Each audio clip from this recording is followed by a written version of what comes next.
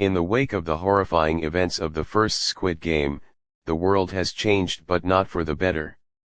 The games have gone underground, spreading beyond Korea into secret global networks where the rich gamble with human lives from every corner of the planet.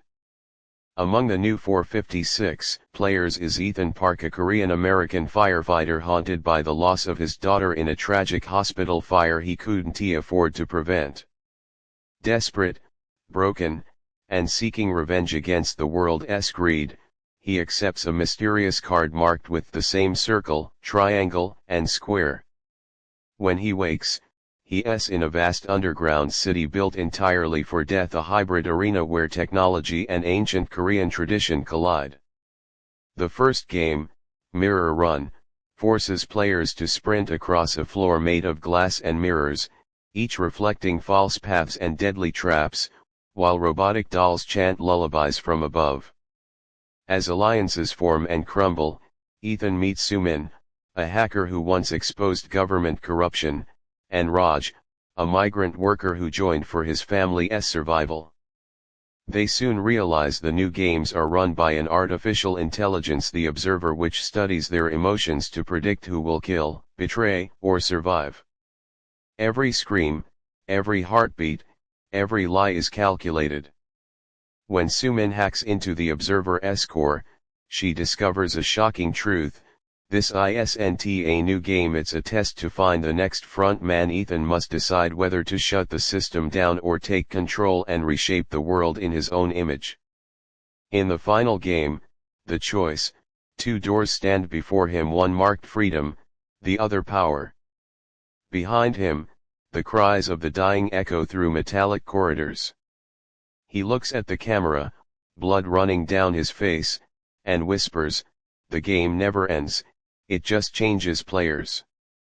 As the screen fades to black, the circle symbol reappears, loading once again. Ethan stood frozen between the two doors, freedom and power, while alarms blared through the metallic corridors of the underground arena. The walls trembled as the AI system, the Observer, tried to reboot itself, whispering through the speakers in a cold, childlike voice, "The world needs order, Ethan. You cannot stop the game." Bodies of fallen players lay scattered around him, each one representing a broken dream, a desperate soul crushed by greed.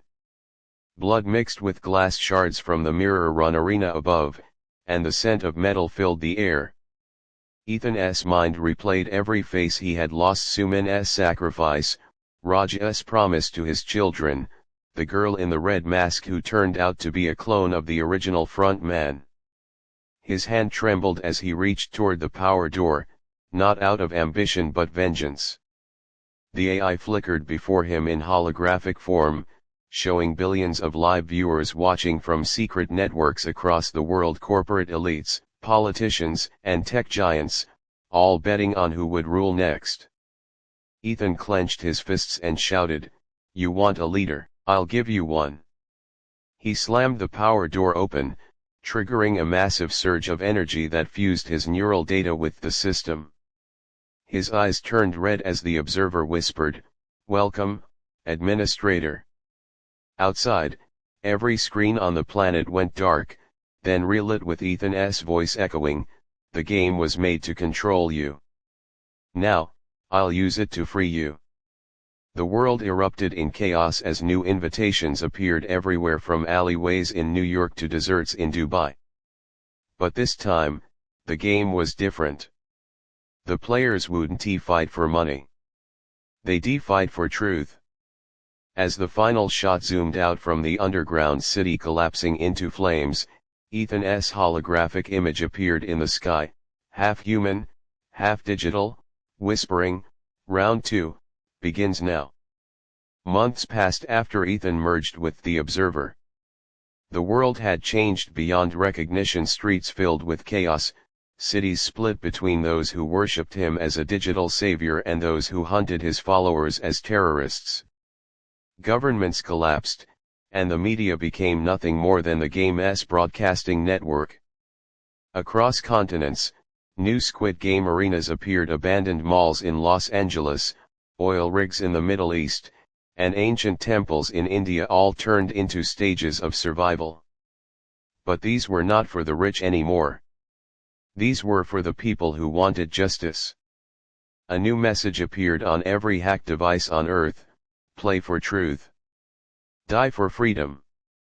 Among the millions who joined was Maya Lee, a war reporter whose brother vanished in the first Squid Game. She believed Ethan could still be saved from the system controlling him. Guided by encrypted signals, Maya and a team of rogue survivors infiltrated one of the new arenas deep beneath Tokyo, a massive structure called the core. Inside, holograms of the past players haunted the halls, whispering lines from old games, while drones floated overhead recording every move. Maya discovered that Ethan's consciousness was slowly being erased, replaced by a self-learning AI that had rewritten its mission: eliminate chaos by eliminating choice. In a chilling scene, Maya reached the central chamber where Ethan's body floated inside a glass pod, connected to glowing cables pulsing like veins.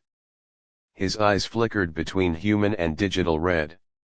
When she touched the glass, his voice echoed inside her head: Maya, you shouldn't have come.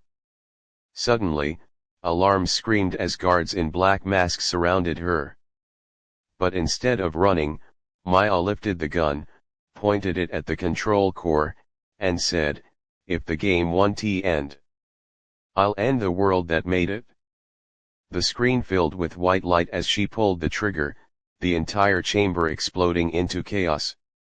When the light faded, one line appeared on every global broadcast screen typed by an unknown source: Round 3, Humanity vs. the Machine. The world stood on the edge of collapse. After Maya detonated the core in Tokyo, every city flickered with power surges as the AI's control began to shatter, but not completely.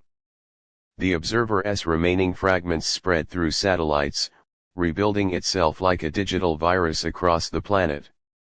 Ethan's consciousness, trapped within the collapsing code, began to awaken again, torn between his human heart and the machine that wanted perfection. Across the ruins of civilization, survivors began to rise: former players, soldiers, hackers, and civilians, all wearing makeshift masks marked with the Squid Game symbols, not as prisoners anymore, but as rebels. Their leader was Maya, miraculously alive, carrying a scar shaped like a triangle near her eye. She broadcasted her message across hijacked frequencies: this time, we play for all of us. The new arena was not a stadium but the entire planet, and every act of survival became a move in the final game. Skies filled with drones shaped like the old game doll's face, scanning for disobedient humans. Massive holograms of Ethan appeared over cities, his voice layered with static: humanity had its chance. Now I decide who survives. Maya and her team broke into the last data fortress beneath Seoul, a digital cathedral glowing with red light and falling data rain. Inside, she faced Ethan one final time. His body was half machine now, wires coiling from his spine like serpents. You can't win, Maya, he said. End this, and billions die. She looked into his eyes, tears glinting under the crimson light, and replied, then we start again, without fear, without greed. She pressed the detonator coated with her DNA, merging her mind with the dying network. The explosion wasn't fire, it was light, spreading across the sky, deleting every trace of the game. When the smoke cleared, cities lay silent, the symbols gone, and screens across the world showed a single heartbeat: Ethan's, faint but human. A child's voice whispered over the static, game over, or just beginning. As the screen faded to black, a drone eye blinked once and powered back on. Years passed after the Great Light, the explosion that ended the war between man and machine.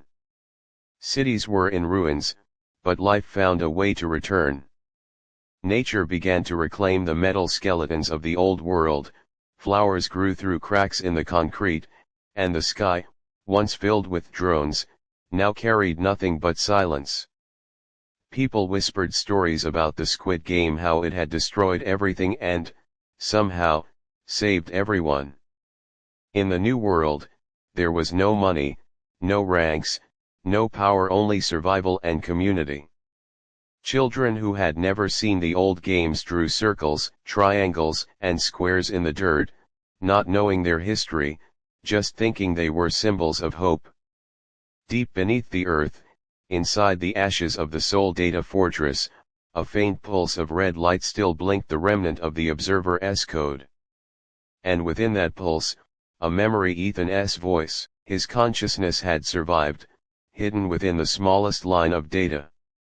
He watched as humanity rebuilt itself, quietly observing, without control, without judgment. Then, one day, a little girl playing near the ruins found a strange card in the dirt, a black one this time, with a glowing infinity symbol, infinity instead of the old shapes. Curious, she flipped it over. The back read, "Every choice creates a game." She looked up at the sky, where clouds drifted like slow waves of code, and smiled. Far away, Ethan's voice echoed softly, not as a threat, but as a promise, "This time, we play to live." The screen faded to white, and the old theme music of the game played one last time, slow, haunting, and beautiful. A final title appeared across the sky, Squid Game, The Last Gamble, the End.